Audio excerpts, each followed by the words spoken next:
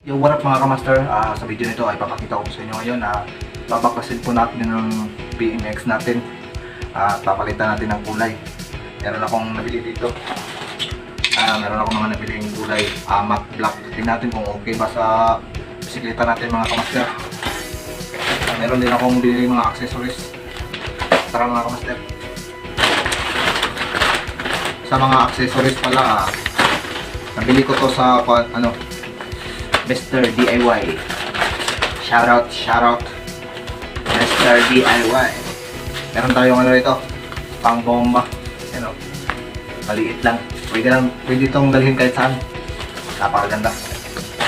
At meron din handlebar grip. Handlebar grip. As dito, hardware naman to mga kamaster.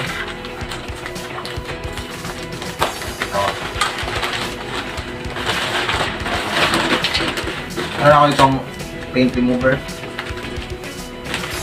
paint brush, matte black, Bosnia. Siyempre, sandpaper 1000.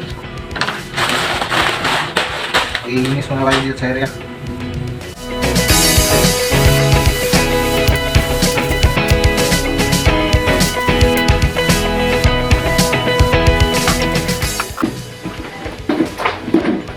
Meron nga pala akong tools dito. Nabili ko to sa kaibigan ko. Shoutout kay Andrew Kabuyaw. Kaibigan ko. Napakalakas kong kaibigan. Nabili ko lang to sa 300 pesos. May kasama ng slice. Shoutout sa'yo, bro.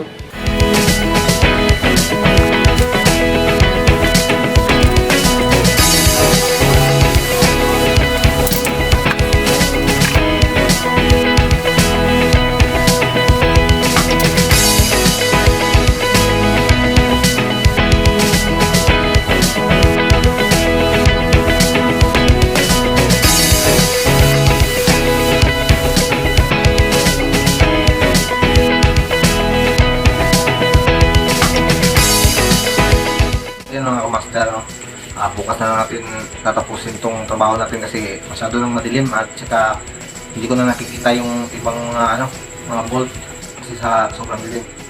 So bukas tatapusin natin to. So tara.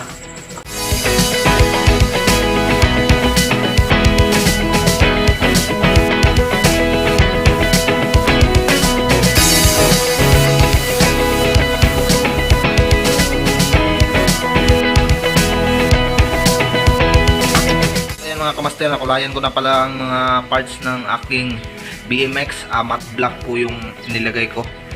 Ayan, ito nandito lang kasi hindi matanggal. Wala akong pantanggal nito eh. So ayan na, dyan na lang. As ayan, pinulayan ko na yan lahat. Matte black.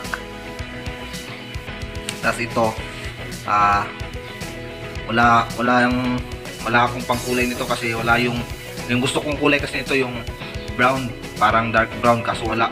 So ngayon hanap tayo sa ibang mga hardware mga kamaster.